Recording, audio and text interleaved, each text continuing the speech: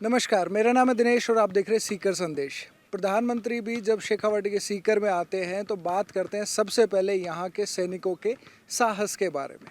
और करें भी क्यों नहीं, क्योंकि शेखावाटी की धरती ऐसी धरती है जिसने देश की सीमाओं की रक्षा में सबसे ज़्यादा अपने बेटे बलिदान किए हैं। और उन्हीं बेटों के नक्शे कदम पर चलते हुए यहाँ के हजारों युवा हर साल सेना की भर्ती में शामिल होते हैं और उन्हीं सैनिकों की जगह लेकर अपने परिवार को, गांव को, शहर को गौरवान्वित महसूस करवाते हैं। लेकिन अब उन्हीं युवाओं के सामने बड़ी समस्या खड़ी हुई है कि सेना की भर्ती पिछले काफ़ी समय से नहीं हो रही है।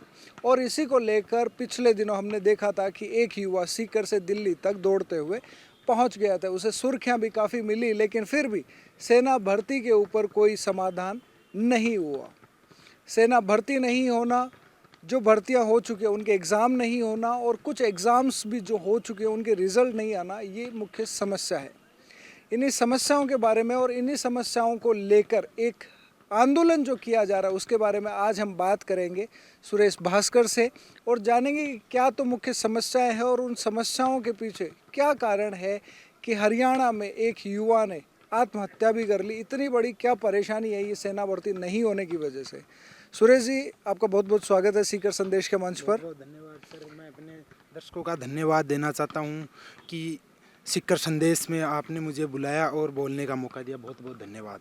सुरेश जी, मैं चाहता हूं सबसे पहले तो आप हमारे दर्शकों को बताएं कि ये क्या समस्या है, मतलब सेना भर्ती नहीं होना कितनी बड़ी समस्या है, ये आप बताएं। सर, शेखावाटी की धरा अपने सैनिकों की धरा बोली जाती है। यहाँ पे हर एक घर में आपको सैनिक मिल जाएगा और हर एक घर में 2 से 3 एक परिवार में सेना की भर्ती तैयारी करने वाले युवा मिल जाएंगे। पिछले काफ़ी समय से कंटिन्यू भर्ती हो रही थी, हर साल भर्ती हो रही थी 1-2, और उसके बाद हर साल सीकर से काफ़ी युवा भी ले रहे थे, जिसमें काफ़ी जोश था युवाओं में। लेकिन पिछले 2 साल से भर्ती नहीं हो रही है और पिछली 2 साल पहले, 1.5 साल पहले एक भर्ती हुई थी, उसका अभी न ही तो लिखित परीक्षा हुई है और जो एयरफोर्स की एग्ज़ाम हो रखी हैं उनके भी रिजल्ट रोक रखे हैं। अभी केंद्र सरकार इनके पुख्ता कोई कारण नहीं बता पा रही है। सिर्फ जब भी हम वेबसाइट पे देखते हैं जॉइन इंडियन आर्मी, तो उस पर सिर्फ यही बताया जाता है हमें कि कोविड का कारण चल रहा है। लेकिन अपन अभी देख रहे हैं रैलियाँ हो रही हैं और हो रही है, उसमें कोविड का तो कोई कारण नहीं है। इसीलिए इसी को देखते हुए, मद्देनज़र रखते हुए हमारे युवाओं ने 8 मई को कल सुबह एक भारत बंद का हमने प्रावधान रखा है। तो हम अपने युवाओं से, सभी से चाहते हैं कि कल एक शांतिपूर्ण तरीके से हम सरकार को संदेश दें कि हाँ, हमारे अंदर जोश है, आप हमारा इम्तिहान ना लें। कहीं ये आंदोलन धीरे धीरे आप हमारी मांगें ना माने तो उग्र हो जाए। तो हम तो केंद्र सरकार से अनुरोध करते हैं कि जल्द से जल्द इन भर्तियों को निकाला जाए। भर्तियां होनी भी चाहिए क्योंकि देश की सीमाओं को भी स्ट्रॉन्ग रखना है। और सेनाओं के बारे में हमेशा, मतलब चाहे कोई भी पॉलिटिशियन हो या हिंदी सिनेमा हो, सभी लोग उसे ग्लोरीफाई भी करते हैं। लेकिन उसके बावजूद भी भर्तियां नहीं कराना, ये एक समस्या देखी। लेकिन इसकी वजह से जो सेना की तैयारी कर रहे हैं उन्हें कहाँ परेशानी आ रही है कि मतलब सेना की भर्ती अगर आज नहीं हो रही है तो अगले साल हो जाए, इसमें ओवर एज का या कितना फ़र्क पड़ता है? सर, एक युवा अपनी सिर्फ 3 साल तक भर्ती देख सकता है, क्योंकि सरकार ने एज रख रखी है 17.5 से 21 साल तक। तो अगर किसी बंदे की 3 साल, जैसे अभी भिवानी में एक बंदे ने आत्महत्या की, 3 साल तक भर्ती नहीं हुई, वो तो उसका तो ज़िंदगी का सपना ही रह गया कि मैं भर्ती देख ही नहीं पाया। तो ऐसे अपने राजस्थान में, अपने सीकर में बहुत से युवा हैं, 2-2.5 साल निकल गए, अगर 4-6 महीने भर्ती और नहीं निकली तो वो युवा भर्ती नहीं देख पाएंगे। तो सबसे बड़ा कारण युवाओं में आक्रोश का यही है कि हम 3 साल भर्ती देखने का हमें टाइम होता है, 3 साल ही हम भर्ती देख सकते हैं भाई। हर साल एक भर्ती होती है, 3 भर्तियां देख सकते हैं। अब 2.5 साल से भर्ती हो नहीं रही है, 4-6 महीने और भर्ती नहीं हुई, तो बहुत से युवा हैं, जैसे कम से कम सीकर की मैं बात करूं तो 1 लाख युवा सीधे ओवर एज हो जाएंगे, जो बगैर भर्ती देखे हो जाएंगे। अब आप सोच सकते हो कि अकेले सीकर में 1 लाख युवा ओवर एज हो जाएंगे बगैर भर्ती देखे, तो पूरे राजस्थान, पूरे भारत में कितने युवा होंगे। तो इसीलिए युवाओं में ज़्यादा आक्रोश है। तो युवा चाहते हैं कि जो 2 साल से भर्ती नहीं हुई, हमें 2 साल की एज की छूट दी जाए। तो मैं तो केंद्र सरकार से यही अनुरोध करूंगा कि युवाओं को इस मांग को माने, जल्दी से जल्दी भर्ती कराई जाए और 2 साल की सेना में एज का छूट दी जाए। बिल्कुल सही बात है। अपन सीकर में देखते हैं कि बहुत सारी डिफेंस एकेडमीज़ हैं और डिफेंस एकेडमी इसीलिए है ताकि सीकर के और आसपास के जो युवा भारतीय सेना में जाना चाहते हैं उनको अच्छी तैयारी करवाई जा सके। और इतनी अगर डिफेंस एकेडमी है तो उनमें तैयारी करने वाले युवाओं की संख्या भी काफ़ी बड़ी होगी और वो सारे युवा जो पिछले 2.5 साल से सेना भर्ती नहीं हुई है उनमें अगले 4-6 महीनों में ओवर एज होकर बाहर हो जाएंगे। ये एक बड़ी समस्या होगी इतने सारे युवाओं के सामने कि जो सरकारी नौकरी की तैयारी कर रहे हैं, जिनमें से बहुत सारे ऐसे युवा भी होंगे जिनका सपना रहा होगा, जिन्होंने अपने परिवार में अपने पिता को या अपने भाई को या अपने परिवार में किसी और रिश्तेदार को सेना में शहादत देते हुए देखा होगा और उनके नक्शे कदम पर चलकर उनका एक सपना रहा होगा कि मैं भी सेना में जाकर अपने देश की सीमाओं की रक्षा करूं, देश के लिए लड़ूं, अपने परिवार का नाम रोशन करूं। लेकिन वो बिल्कुल उन्हें उनकी जो परेशानी है उसको हाशिए पे रखा जा रहा है।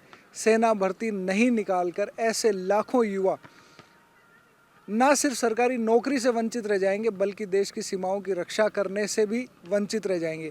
8 तारीख का जो कॉल है उसका जाहिर तौर पर काफ़ी फ़र्क पड़ेगा। आपको क्या लगता है कि कितने लोग इसमें किस तरीके से भाग लेंगे? क्या आपका ये जो कॉल आपने लिया है ये किस तरीके से मतलब लोगों को देखने को मिलेगा? आप क्या इसमें करेंगे? क्या रहेगा 8 तारीख का प्लान क्या है आपका?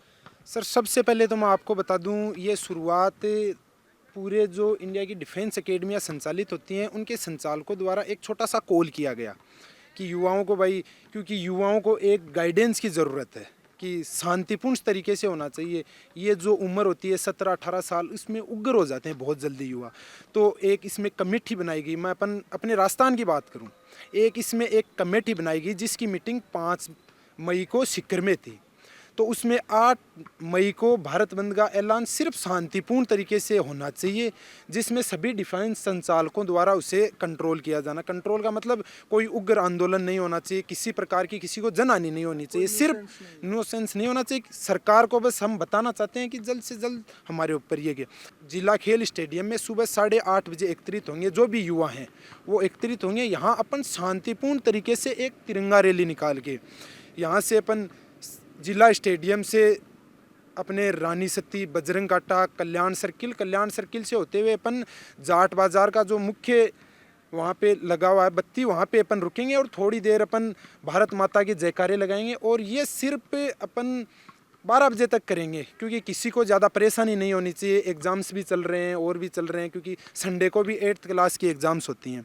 तो उसको देखते हुए अपन कोई किसी को रोकेंगे नहीं और नहीं, सिर्फ हम अनुरोध कर रहे हैं। जैसे कि हमें काफ़ी अपने जैसे व्यापार संघ हुआ, जो सिटी बसों का यूनियन है, ऑटो रिक्शा का यूनियन है, उन्होंने हमें काफ़ी कोऑपरेट किया है। उन्होंने कहा कि हम 1 बजे तक आपका फुल कोऑपरेट करेंगे। उसके बाद अपन शांतिपूर्ण तरीके से वहाँ पे करके, और कल संडे है, ज्ञापन तो अपन दे नहीं सकते, और ज्ञापन तो अपन ने देख लिया, ये आखिरी मौका है। अपन देख रहे हैं कि भाई 1-2 बार और बता दें, फिर तो युवा जो ओवर एज हो रहे हैं जिनमें बहुत तगड़ा जुनून है, बहुत तगड़ा होता है। मैंने यहाँ देखा, अभी तो बहुत कम भीड़ हो रही है। यहाँ पर डे जिला स्टेडियम में 5000 युवा एक टाइम की तैयारी करते थे, और उनका मैं पिछले 6-7 साल से जोश देख रहा हूँ कितना है। तो मैं तो ये चाहता हूँ सरकार से कि जल्द से जल्द निकाल दे, वो कोई उग्र आंदोलन ना करें, कोई अनहोनी ना करें। उसके बाद अपन यहाँ से जिला स्टेडियम में होके चले जाएंगे, वहाँ से सारे शांतिपूर्ण तरीके से। उसके बाद कमेटी ने एक निर्णय और लिया है कि अगर सरकार 5-7 दिन में हमारी मांग नहीं मानती है तो फिर हमें कोई कुछ ना कुछ बड़ा आंदोलन, जैसे कि अपने को ये गाड़ियाँ वगैरह रोकना, जो बड़ी वाली जो NH है उन पे धरना देना, ये रेलवे ट्रैक है उनको रोकना, उस तरह के कुछ प्लान चल रहे हैं। लेकिन मुझे पूरा विश्वास है कि सरकार जल्द से जल्द युवाओं को जोश देखते हुए इस पे ज़रूर अमल करेगी और जल्दी से जल्दी जो रुकी हुई भर्तियां हैं उनका संचालन करेगी। बिल्कुल, हम उम्मीद करते हैं कि युवाओं के लिए इस सेना भर्ती जो है वो जल्द से जल्द कराई जाए, ताकि जो युवा ओवर एज होने वाले हैं वो भी सेना भर्ती में शामिल हो सकें और अपने परिवार का नाम रोशन कर सकें।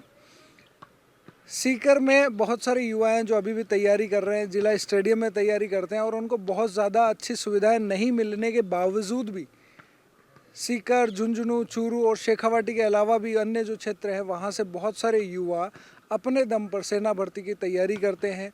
आपने देखा होगा सुबह सुबह भी जब आप हाईवेज़ पे निकलते हैं तो वहाँ पे बहुत सारे गांव के जो युवा हैं वो आपको दौड़ते मिल जाएंगे, आपको तैयारी करते मिल जाएंगे। और इसी को देखते हुए बहुत सारे गाँवों में ग्राउंड्स बनाए गए, ट्रैक्स बनाए गए कोविड के दौरान। ये एक बहुत अच्छी पहल ग्रामीणों द्वारा करी गई। और अगर हम सेना भर्ती के बारे में जो सरकार के द्वारा कोविड का एक बहाना किया जा रहा है उसके बारे में अगर हम बात करें तो पिछले 2 सालों में राजनीतिक रैलियां हुई हैं, चुनाव हुए हैं, मेले लगे हैं, धार्मिक आयोजन हुए हैं, मतलब वो सब कुछ हुआ है जिनमें बड़ी संख्या में भीड़ एकत्रित होती है। बस नहीं हुई है तो वो है सेना भर्ती। सरकार को जल्द से जल्द युवाओं की इन मांगों को ध्यान में रखते हुए सेना भर्ती करानी चाहिए। जो एग्ज़ाम्स कराने वो होने चाहिए और जिन एग्ज़ाम्स के रिज़ल्ट बाकी हैं वो भी जारी होने चाहिए, ताकि कोई भी युवा जिसने इतनी मेहनत करी है वो सेना की भर्ती से बाहर ना हो और उन्हें अपने देश की रक्षा करने का मौका मिले। बहुत बहुत धन्यवाद। धन्यवाद सुरेश जी।